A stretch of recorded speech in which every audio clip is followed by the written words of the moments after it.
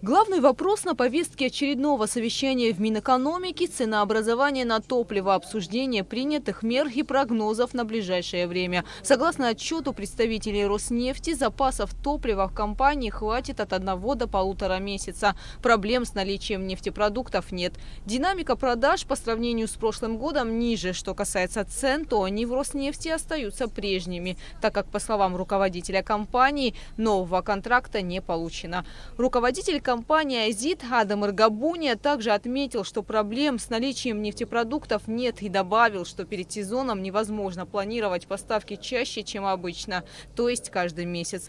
На встрече отмечалось, что затруднена поставка ГСМ железнодорожным транспортом в связи с перегруженностью путей. Ожидается, что сроки будут увеличиваться и далее. Есть сложности с подвижным составом, а это значит, что, возможно, некоторые перевозки железная дорога согласовывать не будет. Учитывая текущую обстановку, можем сказать, что если бы мы не производили своевременно закуп необходимого объема, все поставщики, то возможно, что ситуация сегодня, даже на сегодняшний день, была бы напряженной, то есть угроза дефицита существовала бы. В этом плане меры, которые мы предприняли, все компании, не позволяют уже не отвлекаться на этот вопрос. Что касается ценообразования, то в Азиде с мая месяца цена на 95-й бензин снизилась на 6 рублей. По 92-му мы так же, как наши коллеги, получили цену, но пока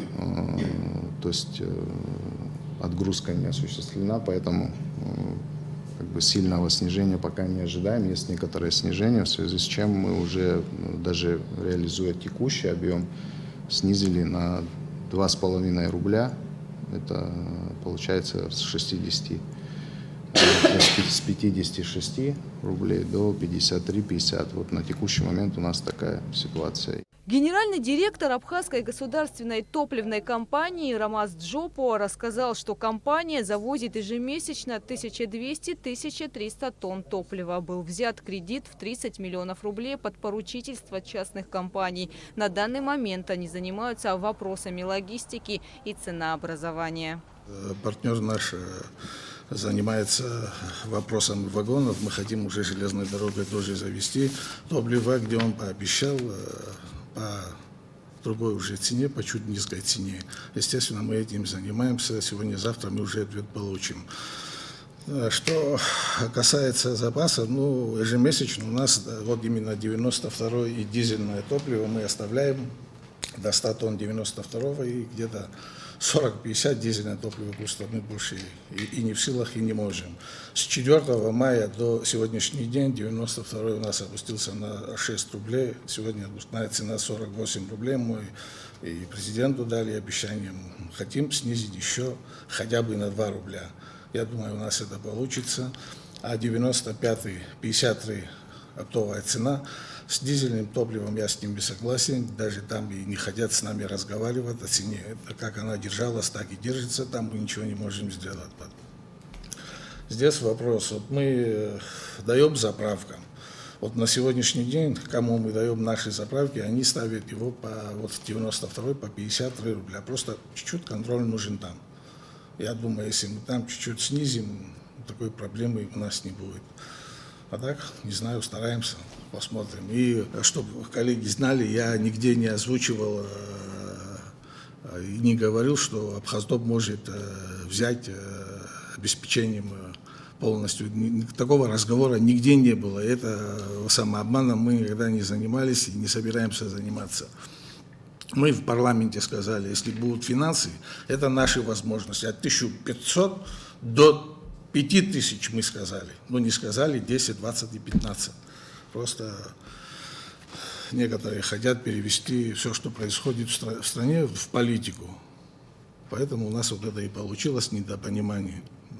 А так мы стараемся, если у нас получится, это люди увидят. В компании «Апснеойл» цены на топливо снизились на 2 рубля.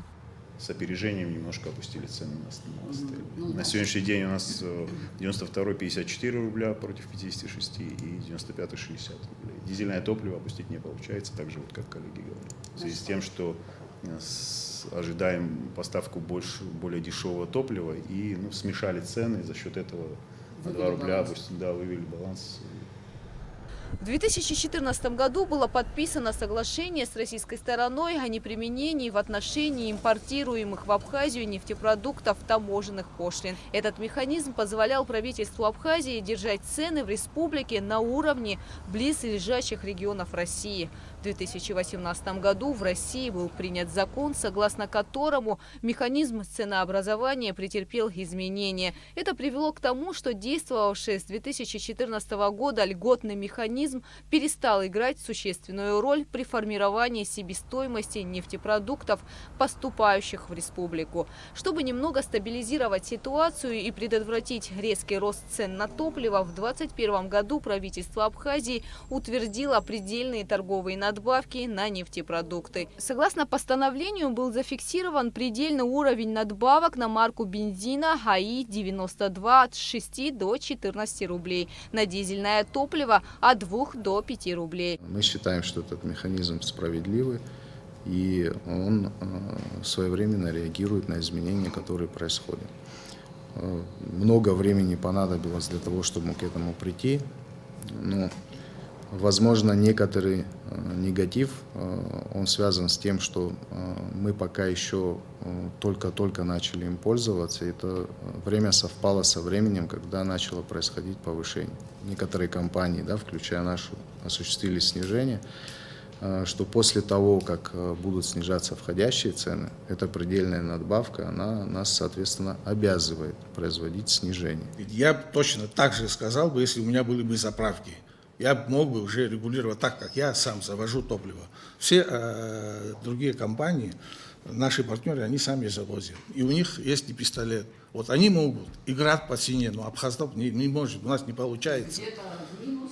Конечно. А где-то, да, все правильно. В данном случае Министерство экономики, которое является регулятором, выступило на стороне населения, что очень трудно объяснить, но я думаю, что люди уже начали это понимать. Потому что, ограничив нашу прибыль, в принципе, министерство действовало в интересах населения. Сам принцип, безусловно, правильный. Цифры, которые заложены в постановлении, можно менять и в одну, и в другую сторону. Это уже дело регулятора. Но сам принцип, он позволяет оперативно реагировать на изменения рынка. Мы также, как и все, общаемся с людьми, разговариваем, пытаемся донести. Механизмы экономические очень сложные для того, чтобы их понять в лоб сразу. Но когда ты видишь результат, а для результата было очень мало времени, всего лишь месяц-полтора. Но результат на самом деле дает о себе знать за счет того, что цены снизились на АЗС вслед за падением. Это не моментальные процессы. К сожалению, многие думают, что в данном случае на этот процесс повлияло давление. Но политика здесь ни при чем абсолютно. Это чистой воды экономика. Просто иногда некоторые процессы совпадают и кажется, что они имеют взаимное влияние друг на друга. Но в данном случае тут чистая экономика. Нам стали продавать более дешевый бензин, мы стали в соответствии с постановлением его также дешевле реализовывать на АЗС. Ни одного решения правительства о снижении предельных цен на топливо в связи с изменением конъюнктуры рынка и стоимости в той же Российской Федерации не было. При согласовании новой цены, которую сейчас мы будем с вами рассматривать по новым поставкам, вдруг неожиданно через несколько дней, через неделю резкое произошло повышение. Какое-нибудь зеркальное изменение цен в сторону повышения у вас возможно или нет в рамках действующего механизма? До момента реализации того объема топлива, который был куплен по низкой цене и который был согласован с Министерством экономики, повышать цену, соответственно, данный механизм нам не позволил. По словам руководителей топливных компаний, в случае закупа ГСМ по более низкой стоимости цена бензина на их заправках также будет снижена. Гугут Савардани, Алексей Гухава, Абхазское телевидение.